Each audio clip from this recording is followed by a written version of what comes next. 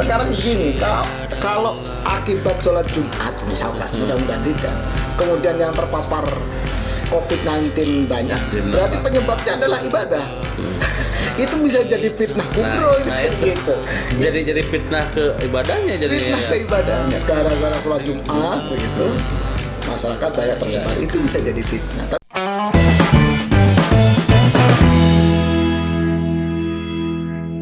Nah ini kan situasi sedang seperti ini, stay at home, kemudian juga ya intinya sadar diri lah ya segala macam.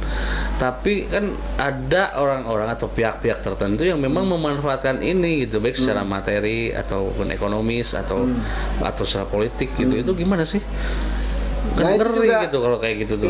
Kalau pertanyaannya demikian berarti kita masuk ke analisa yang sangat konspiratif ya sebetulnya. Ya itu kan udah ke ranah ya politik tanpa kepentingan atau segala macam lah. Udah konspirasi lah. Memang kalau Indonesia ini di pemerintah dan masyarakat ini gagal melakukan melawan sebaran COVID ini, wabah COVID ini, resikonya memang secara perekonomian akan kena. Kalau kita lihat di Afrika waktu itu, beberapa negara Afrika yang perekonomiannya naik sampai 8%, dia runtuh ekonominya gara-gara wabah Ebola itu. Menruntuh waktu itu 8% mereka dan runtuh sampai minus. Indonesia ini perkembangan ekonominya kan di angka 5 sekian, 5, sekian dan 9 dan nggak pernah turun ke 5. Kira-kira Afrika saja yang pertumbuhan ekonominya 8 bisa minus gara-gara Ebola. Artinya kan protokol kesehatan mereka di sana aja di Afrika itu juga tidak siap ya. Nah Indonesia bagaimana? Kalau kita mau membandingkan dengan negara-negara Afrika. Nah karena kalau ekonomi kita turun drastis begitu, maka apa yang mungkin terjadi? Ya gejolak sosial. Betul. Jika gejolak sosial muncul, maka memungkinkan terjadi gejolak politik.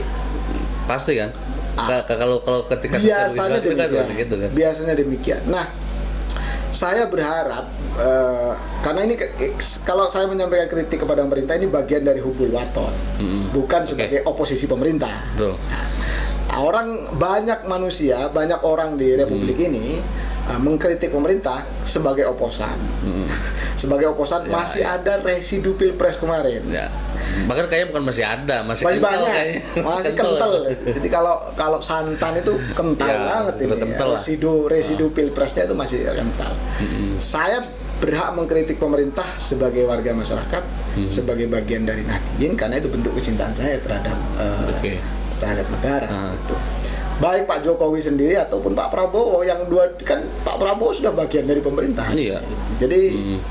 Jadi ini kritik saya dan juga kritik banyak teman-teman saya yang warga Nahdien kepada pemerintah, yaitu bagian dari hubul waton saja, bukan bagian dari oposisi.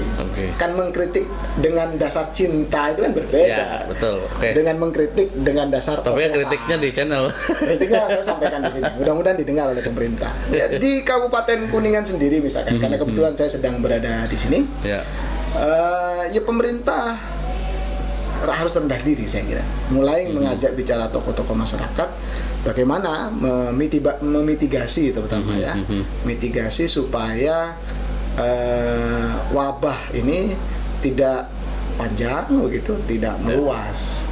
Harus ngajak tokoh masyarakat. Kan kita punya dinas kesehatan. Dinas kesehatan punya pandangan kesehatan yang harus didengarkan oleh tokoh-tokoh masyarakat sehingga tokoh-tokoh masyarakat dapat mensosialisasikan kepada masyarakat. Nah, pola kolaboratif seperti ini sebetulnya kalau mau baca bukunya itu Sistem Pertahanan Rakyat Semesta.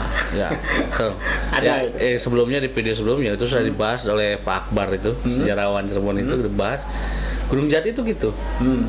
Terkait keamanan itu menggunakan masyarakat. Iya, pertahanan rakyat semesta. Bukan semesta militer, bukan. Pertahanan. Nah itu ya tinggal pemerintah mau entah Kabupaten Kuningan pintar-pintar mengajak bicara masyarakat. Saya nggak tahu sudah diajak bicara belum? Saya juga kurang tahu nih. Misalkan kontroversi, misalkan begini, kontroversi Jumat, misalkan gitu ya. Oke. Nah ini juga ramai. Tapi sebentar. Oke, ini kan wabah sekarang itu menimbulkan polemik yang baru karena memang secara otomatis memunculkan ijtihad baru dalam beragama kan. Salah satunya itu sholat Jumat. Sehingga misalkan kalau NU itu kan sudah jelas itu kan akhirnya berijtihad kan selama wabah itu kalau di zona merah itu memang tidak dianjurkan untuk Jumatan. Iya. Gitu kan? Nah, tapi di masyarakat ini karena memang mungkin masyarakat wajar ya karena tidak terbiasa untuk tidak sholat Jumat gitu. Gitu masyarakat yang mana, tapi kalau yang lain memang udah biasa gitu kan. Nah intinya sih ada muncul polemik masalah Jumatan karena anggapannya gini, kok masjid dikosongkan tapi mall, pasar rame gitu. Kalau misalkan ditutup, desa itu ditutup malam aja, kenapa siang enggak gitu. Itu pertanyaan itu muncul gitu. Begini, soal kontroversi sholat Jumat saja.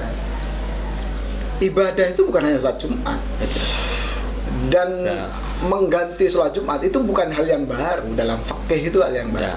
Coba saja misalkan, semoga yang mendengarkan ini pernah ngaji kitab gitu ya. Ngaji kitab dibuka lagi misalkan di penjelasan yang lebih banyak itu di Anah misalkan. Atau kitab fikih yang lain, dan sebagainya itu sholat duhur itu bisa naibun anil jum'ah, pengganti dari sholat Jumat. Kan begitu sebetulnya. Jadi yang mengatakan larangan atau himbauan untuk tidak sholat Jumat itu menjauhkan dari menjauhkan manusia dengan Tuhannya. Saya kira memang dia selama ini jauh dengan Tuhan begitu. Jauh dari Gusti Allah memang.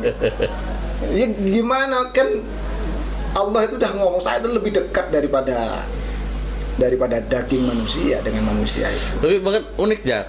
Contoh gini. Jadi ada masyarakat itu dia mau mengadakan pengajian Jaban lah ya kemarin itu ya. Jaban itu. Dan itu sudah dilarang oleh pihak keamanan kan, kepolisian segala macam.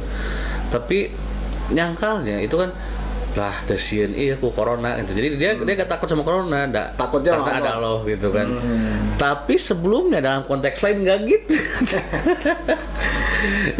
jadi ngedadak bertauhid kalau saya bilang. Mendadak tauhid, mendadak ini ya, frekuensi tauhidnya naik gitu, gara-gara corona. Mestinya dia beruntung gitu. Dia harus bersyukur gara-gara corona tauhid frekuensi tauhidnya naik, ya gitu. Tidak melayang kusu. Bahkan kan ada yang kaji katanya muncul Jabariyah dalam konteks ini kan. Ada yang Jabariyah, mendadak apa gitu segala macam. Saya kira Allah itu tidak sejauh yang mereka sangka. Itu karena ngajinya saja kurang.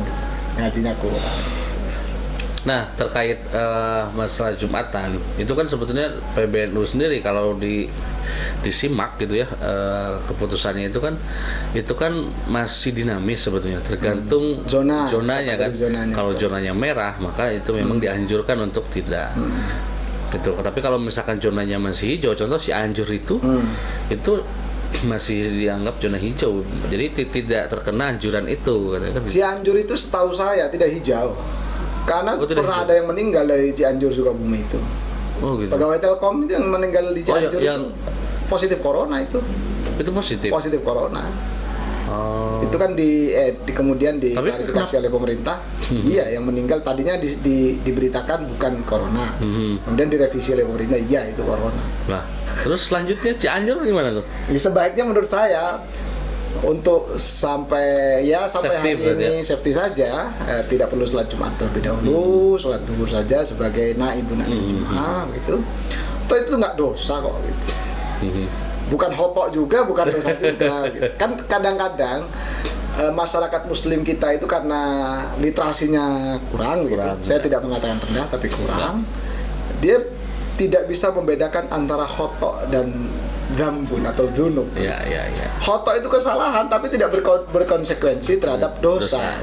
Kalau dosa ya pasti salah, kira-kira begitu. Nah, meninggalkan sholat Jumat dalam konteks seperti ini, dengan kondisi seperti ini, ya itu tidak masuk kategori dua-duanya. Hotok bukan, dosa ya bukan gitu. sah-sah saja. Karena memang kondisional sih ya. Kondisional. Sekarang begini, kalau akibat sholat Jumat misalkan, mudah-mudahan tidak, kemudian yang terpapar COVID-19 banyak, Jadi berarti menambah. penyebabnya adalah ibadah. Itu bisa jadi fitnah kubro itu kan itu. gitu. Jadi fitnah ke ibadahnya jadinya. Fitnah Ya. ke ibadahnya gara-gara sholat Jumat begitu. Masyarakat banyak tersebar, itu bisa jadi fitnah. Tapi kan mudah-mudahan tidak. Oleh karena itu anjuran pemerintah, anjuran MUI dan PBNU saya kira perlu dilaksanakan. Santai saja lah. Tuhan tidak meninggalkan kita kok. Dia kan sholat juga kan kalau di musafir itu kan. Ya, Itu kan bisa maksudnya dipakai. kan kalau kita kan kalau memang ada kemudahan dalam beragama ya itu dimanfaatkan aja, gitu kan. Beragama itu pertama rasional, yang kedua mudah gitu. Nggak mungkin dipersulit, itu nggak mungkin. Oke. Kalau masyarakat masih pengen gara-gara corona meninggalkan sholat Jumat, ingin tetap ingin tetap dekat dengan Allah, ya sudah puasa saja. Itu kan bagian dari korup Allah kan begitu. Ya. Satu, dengan puasa imun kita meningkat lebih bagus dari yang tidak puasa kan gitu. Ya puasa saja. Misalkan ngamalin dalail, puasa dalail kan bisa gitu. Ya. Di tengah Tapi gini, Gus, jadi ada masjid itu kan sudah tidak menyelenggarakan Jumatan. Tapi bahkan orang-orang itu karena di kita itu kan banyak yang tidak terbiasa untuk tidak Jumatan, sampai nyari keliling itu banyak itu pas waktu Jumat itu nyari masjid yang menyelenggarakan Jumatan gitu. Itu apa ya, beragama tapi nggak ngerti agama. Jadi harus dibedakan antara agama, substansi agama dengan pemikiran agama. Ya, substansi agama itu tidak mempersulit, mempermudah saja. Memang kalau saya sih mandangnya sih wajar ya, karena memang generasi kita itu memang baru ngalami, mungkin generasi sebelum kita juga belum pernah ngalami hal seperti ini kan, sampai misalkan di Mekah itu sampai kosong, kemudian sampai segala itu juga itu kan. Isu di Mekah tidak ada orang tawaf, itu bagian dari tanda-tanda kiamat gitu misalkan.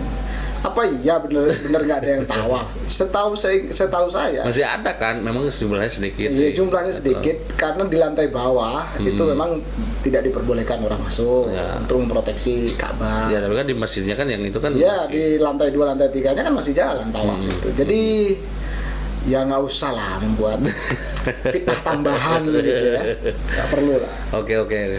Manusia dalam ketakutan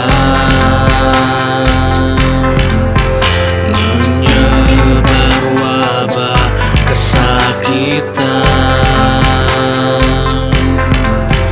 nafsu amarah diumbar melahirkan keangkuhan.